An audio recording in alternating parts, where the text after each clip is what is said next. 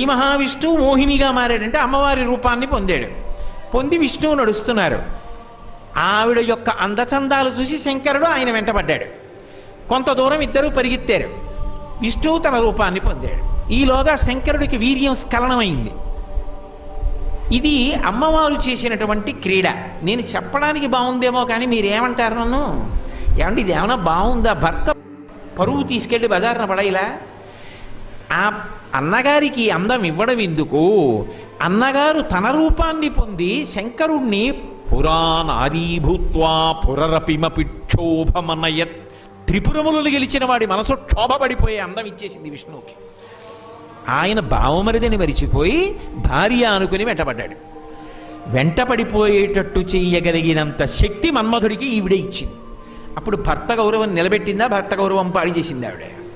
భర్త గౌరవం పాడు చేయలే. మరి అదేమిటి ఆ శ్లోకం శంకర్లు అలా రాశారు సౌందర్యలహరిలో? కాదు. ఎందుకు అలా చేసిందో తెలుసా? లోక సంరక్షణార్థం. శివకేశవులకు ఇద్దరూ కొడుకు పుడితే తప్ప నేను చచ్చిపోను అని మహిషి అన్న రాక్షసి వరమడిగింది. ఇప్పుడు ఆ మహిషి మరణించాలంటే శివకేశవులకు బిడ్డడు పుట్టాలి. అందుకని అమ్మవారే విష్ణువుగా మారిపోతుంటుంది, విష్ణువే అమ్మవారిగా మారిపోతూ ఉంటాడు.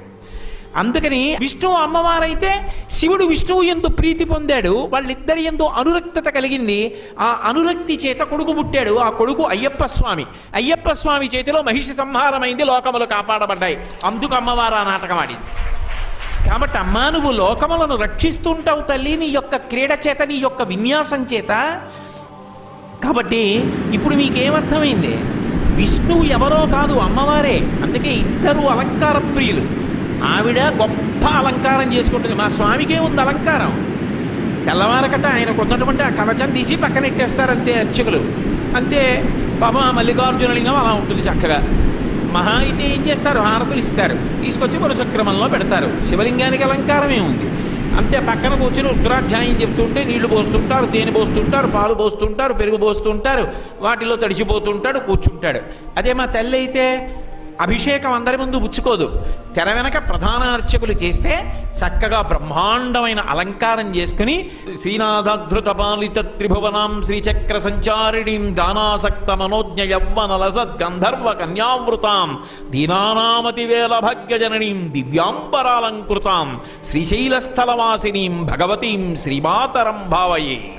బ్రహ్మాండమైనటువంటి పట్టుపుట్టం కట్టుకుని ఎన్నో నగలు వేసుకుని భ్రామరీ రూపంలో దర్శనమిస్తుంది. అమ్మవారు అయ్యవారిలో ఐక్యం అయిపోయి వామార్థ భాగంలోకి అమ్మవారే విష్ణువుగా మారుతుంది. అందుకే అమ్మవారు అలంకారం, శ్రీ మహావిష్ణువు అలంకారం. విష్ణువు ఏం చేస్తారు?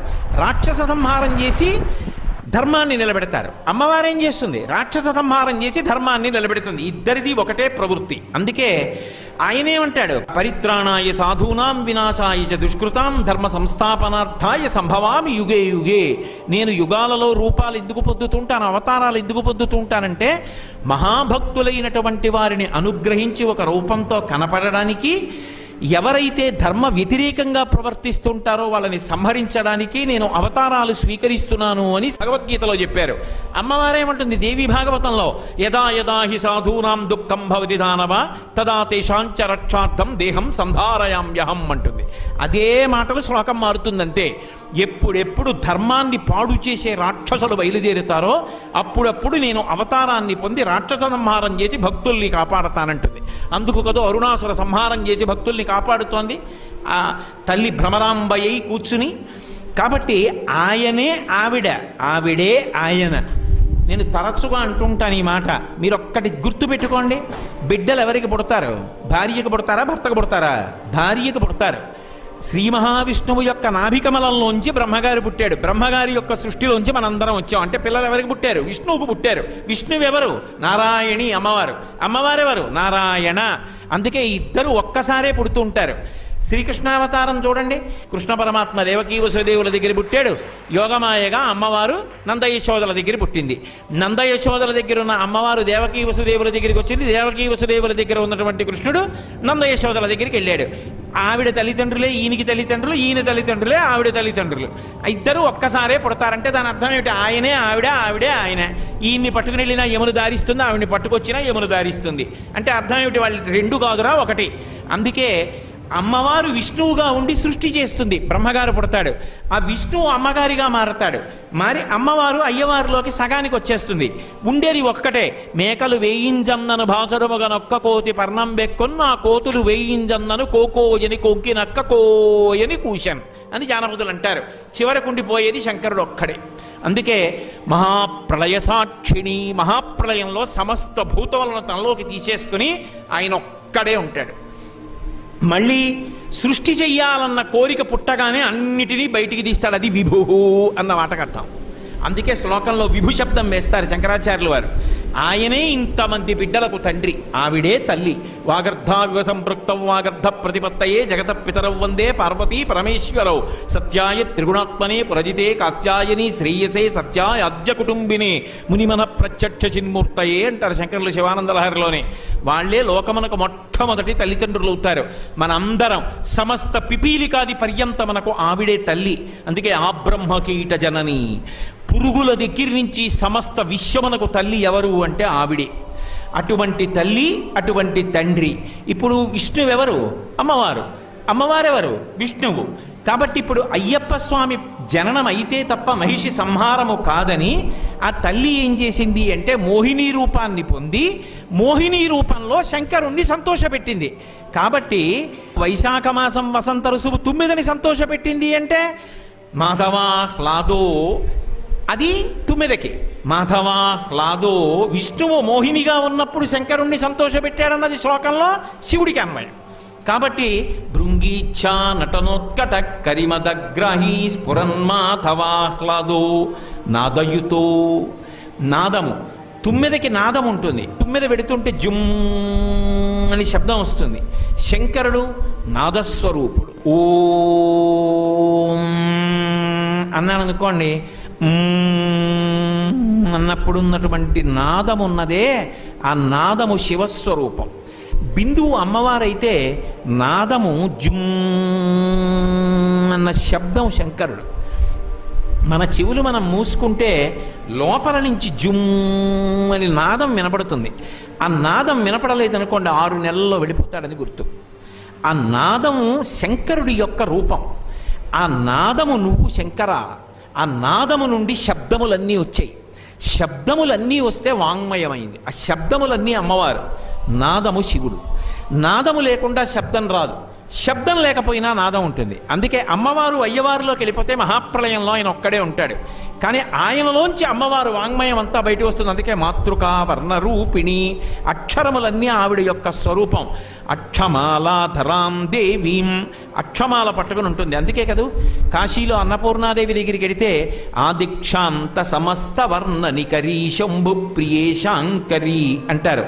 ఆ నుంచి క్షా వరకు ఉన్నటువంటి అక్షరములన్నీ కూడా ఆవిడ యొక్క రూపం. కాబట్టి నాదయుతో, ఆ నాదము ఉన్నవాడు, నాదరూపంగా ఉండేవాడు ఎవరంటే శివుడు, మల్లికార్జునుడు. కాబట్టి నాదయుతో మహాసితవపు, మామూలు తెలుపు కాదది, మహాసితవపు, గొప్ప తెలుపు. అంత గొప్ప తెలుపు. ఏమిటి ఆ గొప్ప తెలుపుకి అర్థం? అంత తెల్లగా ఉన్నాడు అండం ఎందుకు? విష్ణువు నల్లగా ఉంటారు, శంకరుడు తెల్లగా ఉంటాడు. నిజంగా అలా తెల్లగా ఉండడం, నల్లగా ఉండడం రంగులు భేదాలు ఉంటాయా? కాదు. అంత తెల్లగా ఉంటాడు అన్న మాటకు ఒక అర్థం ఉంది. ఎన్నో రహస్యాలు ఉంటాయి. నిజానికి తెలుపు నలుపు రంగులు కావు, మిగిలినవి రంగులు. తెలుపు అన్న మాటకు అర్థం ఏమిటంటే అన్నిటినీ వదిలిపెట్టేస్తే తెలుపు, ప్రతిఫలించిందనుకోండి తెలుపు అంటారు, లోపలికి తీసుకుందనుకోండి నలుపు అంటారు. అందుకే నలుపు తమోగుణం, తెలుపు సత్వగుణం అంటారు. శంకరుడు తెలుపు అన్న మాటకు అర్థం ఏమిటంటే నిజానికి ఆయనకి ఏ మార్పు ఉండదు, ఆయన అలాగే ఉంటాడు. అందుకే మీరు గమనించండి, స్ఫటికలింగాలకి అర్చన అనేటటువంటిది కొన్ని కొన్ని దేవాలయాలలో విధి కింద ఉంటుంది. రామేశ్వర క్షేత్రంలో ఇప్పటికీ కూడా తెల్లవారుజామున 4 గంటలకి ప్రత్యేకంగా స్ఫటికలింగాన్ని అర్చన చేస్తారు. ఆ చేసినప్పుడు ఒక పెద్ద స్ఫటికలింగాన్ని తీసుకొస్తారు. మీరు ఎప్పుడైనా చూశారో లేదో నాకు తెలియదు. ఆ స్ఫటికలింగాన్ని తీసుకొచ్చి అక్కడ పెడతారు, దాని దగ్గర దీపం పెడతారు. ఆ దీపపు కాంతి పడగానే తెల్లగా వెలిగిపోతుంటుంది. ఆ అర్చకులు ఏం చేస్తారంటే మంత్రం చెప్తూ ఎర్ర మందార పువ్వు ఇలా ఎదురుగుండా పెడతారు, పాదాల దగ్గర పెట్టరు, ఎర్ర పువ్వు పెడతారు. స్ఫటికలింగం అంతా ఎర్రగా కనపడుతుంది, పువ్వు తీసేస్తారు, తెల్లగా అయిపోతుంది. పచ్చటి పువ్వు పెడతారు, లింగం అంతా పసుపు పచ్చగా అయిపోతుంది. మీరు ఏది తీసుకెళ్ళి దాని ఎదురుగుండా పెడితే దానిలా కనపడుతుంది. ఒక జ్యోతిని తీసుకెళ్ళి పెట్టారనుకోండి, వెనక స్ఫటికలింగంలో జ్యోతి వెలుగుతున్నట్టుగా కనపడుతుంది. ఆ తెలుపు ఆధారం లేని నాడు రంగులు దొరకవు మీకు, అసలు మాయ కనపడుతుంది, అసలు శివుడు కనపడ్డావు. మహాసితవపుహు, ఆయన ఉన్నాడు కాబట్టి ఈ విశ్వం కనపడుతోంది, లేనినాడు అసలు విశ్వము లేదు. మీకు బాగా అర్థం అవ్వాలంటే నేను ఒక్క ఉదాహరణ చెప్తా. ఒక గింజ ఉంది, ఒక చిన్న గింజ, మర్రి చెట్టు యొక్క గింజ ఉంది. బీజస్యాంతరివంకురో జగదిదం ప్రాంగ్ నిర్వికల్పం పునః మాయా కల్పిత దేశకాల కలనా వైచిత్ర చిత్రీకృతం అంటారు. చిన్న మర్రి గింజలో ఒక పెద్ద మర్రి చెట్టు ఉన్నది. మీరు ఒప్పుకుంటారా? పైకి చూస్తే ఎలా ఉందండి అనిపిస్తుంది. కానీ ఆ మర్రి గింజలోంచేనా అంకురం వచ్చింది, అందులోంచేనా మొక్క వచ్చింది, మొక్కైనా చెట్టు అయింది, దీనికి అంతటికీ ఆధారం గింజైనా? ఇంత గింజలో చెట్టంతా ఉందా? చిన్న అద్దంలో కొండంతా కనపడుతోందా? అలాగే నిజానికి లోపల శివుడు ఉన్నాడు కాబట్టి పైన కదలికలు. ఆ శివుడు వెళ్ళిపోయాడు అనుకోండి, ఆ కదలికలు ఏమి ఉండవు, ఇంకా శివుడు కనబడడు. ఈ మైకు కనబడుతోంది, ఇది గట్టిగా నేను చెప్పింది వినపడేటట్టు చెయ్యడం తెలుస్తోంది. ఇందులో అలా చేసేటట్టుగా ఉన్న కరెంటు మీకు కనపడుతోందా? కరెంటు కనపడదు, అది శివుడు. ఆ శివుడు బయట కనబడడు. కానీ వాడిని చూడాలనుకుంటే ఏ జ్యోతి చీకటిని పోగొడుతోందో అది లింగమై నిలబడితే అది జ్యోతిర్లింగము మల్లికార్జునుడు. దాని వలన లోకమున్నది. ఒక చెట్టు లోపల కనపడని ఆ చైతన్యము లేకపోతే దీనిలో కరెంటు లేనట్టు. ఆ చైతన్యము లేకపోతే చెట్టు చచ్చిపోతుంది. చెట్టు పెరగడం కనబడుతుంది, కాయ కాయడం కనబడుతుంది, పువ్వు పుయ్యడం కనబడుతుంది, కానీ లోపల ఉన్న చైతన్యం మాత్రం కనపడదు. ఆ చైతన్యం ఏదో అది శివుడు. అది స్ఫటికమణి నిభం మహాసితవపుహు, తెల్లగా ఉంటాడన్న మాటకు అర్థం అది. కాబట్టి ఆయన లేని నాడు అసలు ఈ లోకం లేదు. ఆ విశ్వమునందు విశ్వనాథుడు ఉన్నాడు, లోకమునందు లోకేశ్వరుడు ఉన్నాడు, కనబడడం. కాబట్టి మహాసితవపుహు. అందుకే శివలింగాల ఆరాధనలో స్ఫటికలింగ ఆరాధన చేస్తూ ఉంటారు పీఠాధిపతులు, ఎందుకంటే జ్ఞానము కలగడం కోసమని. కాబట్టి మహాసితవపుహు పంచేషు నాచాధృత, మన్మధుణ్ణి ఆదరించాడు. ఎక్కడ ఆదరించాడు? బయట పురాణంలో ఏమనుంది? నిజానికి పరమశివుడు తపస్సు చేసుకుంటుంటే మన్మధుడు వెళ్ళి పుష్పబాణం ప్రయోగించాడు. నా మీద బాణ ప్రయోగం చెయ్యగలిగినంత మనగాడివిరా నువ్వు అని తండ్రి కొడుకుని ఓ దెబ్బ వేయచ్చు, తండ్రి కొడుకుకి వేలు చూపించచ్చు. కానీ తండ్రి చెంపకాయ కొట్టి బుద్ధి చెప్తే, తండ్రి కొడుక్కిలా వేలు చూపిస్తే తండ్రి కొడుకుని నోరు మోయ్ అంటే తెలిసి తెలియని స్థితిలో కొడుకు కూడా నోరు మొయ్ అన్నాడు అనుకోండి నాన్నగారిని, వెంటనే నాన్నగారు ఏమంటాడు? ఏ రోయ్, నేనంటే నువ్వు అనొచ్చు అనుకుంటున్నావా? కాళ్ళు చేతులు విరిచేస్తాను, అలా నన్ను అనకూడదని చెప్తాడు. ఎందుకని? బిడ్డకు ఒక హద్దు ఉంటుంది. వాడు ఎంత గొప్పవాడు కానివ్వండి, తండ్రికి ఇలా వేలు చూపించడానికి పనికిరాడు వాడు. మన్మధుడు ఎంత గొప్పవాడైనా శివుడి వల్ల అయ్యాడు తండ్రి. అటువంటి తండ్రి మీద బాణప్రయోగం చేస్తాడా? హద్దు దాటాడు. హద్దు దాటాడు కాబట్టి మూడో కన్ను తెరిచాడు, కాలి బూది కుప్పై కింద పడిపోయాడు. కాల్చేశాడనుంది కానీ ఆదరించాడని ఉంది ఆ లోకంలో, ఎక్కడా లేదు. మరి పంచేషు ఆచాధృత, 5 బాణములు కలిగినటువంటి మన్మధుని చేత ఆదరింపబడ్డావు. అది 9కి చెల్లిందేమో, ఎందుకంటే ధనస్సుకి వెనక ధను పౌష్పం మౌర్వీ మధుకరమయీ పంచవిశిఖ వెనకాతల 9లతో వింటినారి పెట్టుకున్నాడు కాబట్టి మన్మధుడి విషయంలో 9కి అన్వయం. ఇందాక చెప్పిన అర్థం పొసగుతుంది. శివుడికి ఎలా పొసగుతుంది అంటే పొసగుతుంది. ఎందుకు పొసగుతుందో తెలుసా? నాకు రూపం లేదు, నాకు రూపం లేదు అని ఏడవడానికి మన్మధుడికి ప్రాణం లేదు. కానీ మన్మధుడు లేకపోతే ఒక ప్రమాదం ఉంది. మన్మధుడు లేడనుకోండి మనకి శరీరం రాదు. తల్లిదండ్రుల మీద మన్మథ బాణాలు పడితే వాళ్ళిద్దరి మనసులు కలిస్తే, వాళ్ళిద్దరూ కలిస్తే అమ్మ కడుపులోకి ఒక జీవుడు చేరితే నాకు ఈ శరీరం వచ్చింది. ఈ శరీరం ఉంది కాబట్టి అమ్మవారి దగ్గరికి వెళ్ళి దర్శనం చేస్తాను. ఈ శరీరం లేకపోతే ఎక్కడికి రాను, ఏం చెప్పను, ఎలా పుణ్యం చేసుకోను నేను. కాబట్టి పుణ్యము చెయ్యాలన్నా, పాపం పోవాలన్నా ఈ శరీరము కావాలి. శరీరం కావాలంటే మన్మధుడు ఉండాలి. మన్మధుడు లేకపోతే సృష్టి ఆగిపోతుంది. అందుకని శంకరుడు కాల్చేస్తే అమ్మవారు రూపం లేకుండా మన్మధుడిని బతికించింది, అనంగుణ్ణి చేసింది. ఆయన కాల్చేస్తేనే బతికిస్తే బాగుండదని రూపం లేకుండా మన్మధుడిని బతికించి ఒక్క రతీదేవికి కనపడతా ఉంది. రతీదేవి శంకరుణ్ణి పట్టుకుని ఏడ్చింది, నా భర్త నాకు ఎప్పటికీ కనపడతాడని అడిగింది. ఆవిడ ఏడ్పు చూసి బాధపడ్డాడు. బాధపడి కృష్ణ పరమాత్మకి ప్రద్యుమ్నుడన్న పేరు కొడుకు కలుగుతాడు. ఆ ప్రద్యుమ్నుడే మన్మధుడు. అప్పుడు మళ్ళీ శరీరంతో వచ్చి నిన్ను చేరుతాడన్నాడు. అనుగ్రహించాడా లేదా మన్మధుణ్ణి? మన్మధుణ్ణి అనుగ్రహించలేదు పరమశివుడిని మీరు ఎలా చెప్పగలరు? హరనేత్రగ్ని సందగ్ధ కామ సంజీవనౌషధి అమ్మవారైతే మళ్ళీ శరీరం ఇచ్చినవాడు పరమశివుడే. కాబట్టి మహాసితవపు పంచేషు నాచాధృత, ఆ మన్మధుడు 5 బాణములు కలిగిన వాణ్ణి ఆదరించినటువంటి వాడా. ఇప్పుడు తుమ్మిదకి కాదు అన్వయం, శంకరుడికి అన్వయం. పంచేషు నాచాధృత సత్పక్ష సుమనోవనేషు, మంచి మనసులున్న వాళ్ళ పట్ల నువ్వు చాలా ఆనుకూల్యతను వహించి ఉంటావు. ఎవరు మంచి మనసులున్న వాళ్ళు? దేవతలు. వాళ్ళు ఏం చేస్తుంటారు? ఎప్పుడు ధర్మాన్ని కాపాడుతుంటారు. అందుకే దేవతలకందరికీ ఎవరు సార్వభౌముడు? ఎవరి పేరు చెప్తే దేవతలు గడగడలాడిపోతారు. ఎవరి శాసనాన్ని దేవతలు పాటిస్తారు అంటే దేవతా సార్వభౌమ అన్న శబ్దం ఒక్క శంకరుడికి అన్వయం. ఎవరు మంచి బుద్ధులు కలిగి ఉంటారో వారి పట్ల, భక్తి కలిగిన వారి పట్ల, ధర్మమునందు అనురక్తి కలిగిన వారి పట్ల ఆయన ఆనుకూల్యత చూపిస్తాడు. ఆయన నిరంతరము కాపాడుతూ ఉంటాడు.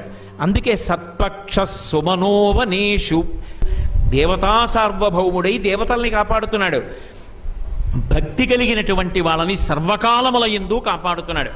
పూర్వం నేను చదువుకునే రోజుల్లో శ్రీశైలం వచ్చినప్పుడు చెంచులు వచ్చి పెద్ద పెద్ద భేరీలు మోగిస్తుండేవారు ఇక్కడ.